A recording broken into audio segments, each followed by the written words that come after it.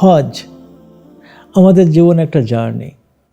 আল্লাহ তাআলা এটা বারবার ফরজ করেননি নামাজের মতন, বারবার ফরজ করেননি জাকাতের মতন অথবা সিয়ামের মতন। হজ একবার, লাইফ টাইমে একবার হলেই যথেষ্ট। আমাদের নবী সাল্লাল্লাহু আলাইহি সাল্লাম জীবনে একবার হজ করেছেন এবং ওই হজটাই মানুষকে বদলে দেয়, মানুষের জীবনকে চেঞ্জ করে দেয়। পাপী মানুষকে আল্লাহ তাআলা একেবারে নিষ্পাপ করে দেয়, জান্নাতের উপযুক্ত করে দেয়। কারণটা কি? কারণ হলো আল্লাহ তাআলা এখানে বলেছেন, এখানে মানুষের যে জিকিরের পরিবেশ তৈরি হয়, এখানে মানুষের যে সমস্ত জায়গাগুলো আল্লাহ তাআলার কাছে অত্যন্ত প্রিয়, আরাফাতের ময়দান, মুজদালিফার জায়গা, মিনার ভূমি, কাবা ঘরের চত্বর, মদিনার ঘ্রাণ, এই সমস্ত জায়গাগুলো এমন মানুষকে উদ্বেলিত করে তোলে, তাওবার দিকে মানুষকে অগ্রণী ভূমিকা রাখতে সাহায্য করে। সে পাপের মুক্তি চায়, সেই সাপ মুক্তি চায়, সে দুনিয়ায় এমন একটা জায়গায় যেতে চায় যেখানে জান্নাতি আবহ বিরাজ করবে।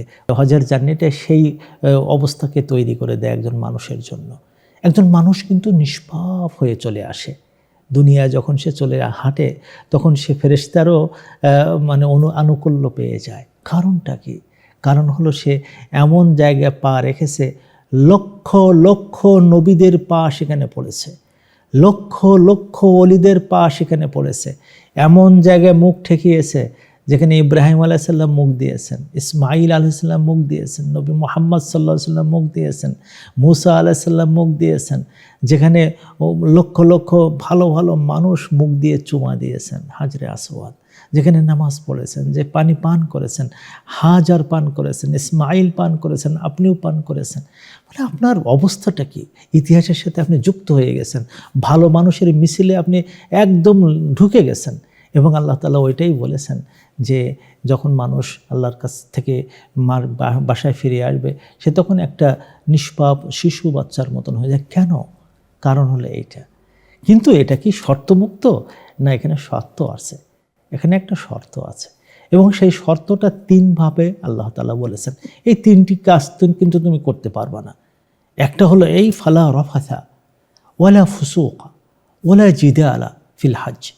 তুমি যেন যখন তুমি ফামান ফারাদা ফিহিন্নাল হজ, তুমি যখন তোমার নিজেকে অবলাইজড করলে, নিজেকে বাধ্য করে ফেললে এই হজের সময় যে যাওয়া বলে ইহরাম বাঁধে ফেললে, তুমি দুনিয়ার সব কিছুকে হারাম করে দিয়ে আল্লাহ তাআলার কাছে যাওয়ার জন্য একেবারে শর্ত জুড়ে দিলে তোমার নিজের উপরে, তখন এইটা কিন্তু মাথায় রাখবা, তোমার মুখ দিয়ে যেন কোনো অশ্লীল কথা না বের হয়, কোনো নোংরা কথা যেন না বের হয়, তুমি যেন এমন কথা না বলো যেটা একজন মানুষের মনে আঘাত লাগে, তুমি যেন এমন আচরণে তুমি যেন না জড়াই পড়ো যাতে করে ফেরেশতার মনে কষ্ট লাগে, তুমি যেন একজন মন ধ্বংস করে না দাও, তুমি যেন ইসমাইল রাখ মুখের মধ্যে, হাসো, তুমি যেন মানুষের সাথে কল্যাণকর হও, মানুষের উপকারী হও, মানুষকে সাহায্য করো, তোমার মধ্যে কোনো অশ্লীলতা থাকবে না।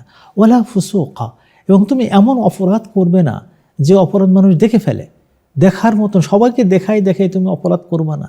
এমন কোনো পাপ তুমি করবে না যেটা মানুষ জানে, মানুষ দেখতে পায়। ওখানে ওই পাপের কাজে তুমি কখনো যাবে না। ওই যে কতদিন থাকবে তুমি 8 তারিখ থেকে তোমার 13 তারিখ পর্যন্ত, অথবা তার আগের থেকে যখন তুমি হজের ইহরাম বেঁধেছ সেখান থেকে ফিরে আসার আগ পর্যন্ত তোমার জীবনটা থাকে যেন একদম ফেরেশতার মতন। সেখানে এমন কোনো পাপ নেই যে পাপটা মানুষ দেখে ফেলেছে, মানুষ জানতে পেরেছে, মানুষকে জানিয়ে করেছো, ফুসুক সেখানে থাকবে না। ওলা জিদালা ফিল হজ, যেটা এখন হজের সময় প্রায় দেখা যায়, সেটা হলো যে তোমরা কখনো ডিবেট করবে না। জিদালের দুটো ধারা আছে, একটা হলো তর্কতর্কি করা, আর একটা হলো অযথা ঝগড়া করা, যেটা কোনো প্রয়োজন নেই। একটু খানা কম হয়েছে, ঝগড়া করব না। একটু আরাম কম হচ্ছে, ঝগড়া করব না। মানুষের সমস্যা হয়ে গেছে, ঝগড়া করব না। আমার ইচ্ছার বাইরে কোনো কাজ করতে ঝগড়া করব না। আমি বলবো, যেমন সিয়ামের সময় বলতে হয় ইন্নী মুরউন সাইম, আমি রোজাদার, ঠিক ওই রকম বলতে হয় যে আমি আল্লাহ তাআলার মেহমান। এই অবস্থায় যদি কেউ নিয়ে আসতে পারে, তার মধ্যে রফাস নাই, ফুসুক নাই, জিদাল নাই, তাহলে সে মানুষটার ইবাদতগুলো হয়ে যায় আল্লাহ তাআলার কাছে খুবই প্রিয়। কারণ এক মুখে যদি সুগন্ধি দেওয়া হয়, তার পাশে যদি দুর্গন্ধ লাগানো হয়, ওই সুগন্ধির কোনো সময় দেখা যায় যে খুব বেশি মূল্য হয় না। এই জন্য আল্লাহ তাআলা এটা চান না যে তার যারা মেহমান হবে, দুয়ুফুর রহমান হবে, মেহমান হবে, তার মধ্যে এই তিনটি দোষ যেন না পাওয়া যায়। সে কোনো নারীর প্রতি তাকাবে না, নারীর সাথে নারী সুলভ, অথবা পুরুষের সাথে একজন নারী সেইভাবে মিশবে না, যেখানে রফাস থাকে, যেখানে ফুসুক থাকে, যেখানে জিদাল থাকে, আমরা সেখান থেকে ফিরে আসব। এখানে একটা জিনিসই আল্লাহ তাআলা আমাদের কাছে চান, সেটা হলো ওমা তাফআলু মিন খায়রিন ইয়ালামুহুল্লাহ। যতটুকু ভালো কাজ তুমি করবে, প্রত্যেকটা কাজ আল্লাহ জেনে রাখতেছেন, প্রত্যেকটা কাজ। আল্লাহু আকবার।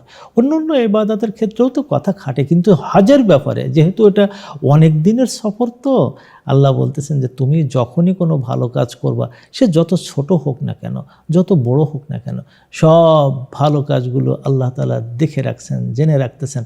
কারণ ওইটাই এক সময় তোমার জন্য কিয়ামতের ময়দানে আমি বয়ে নিয়ে আসবো, এবং সেইটাকে নিয়ে গর্ব করার মতন অনেক কিছু থাকবে। এই জন্য হজের এই প্যাকেজ ইবাদতগুলোকে আমরা যেন ভাইরাস মুক্ত করি, আমরা যেন সুন্দর করে ফেলি, সুগন্ধযুক্ত করে ফেলি। আমার এই ইবাদতটা যখন আল্লাহর কাছে যাবে, সারা আসমান সারা জমিন যেন বুঝতে পারে একটা সুরভিযুক্ত ইবাদত আল্লাহর কাছে যাচ্ছে।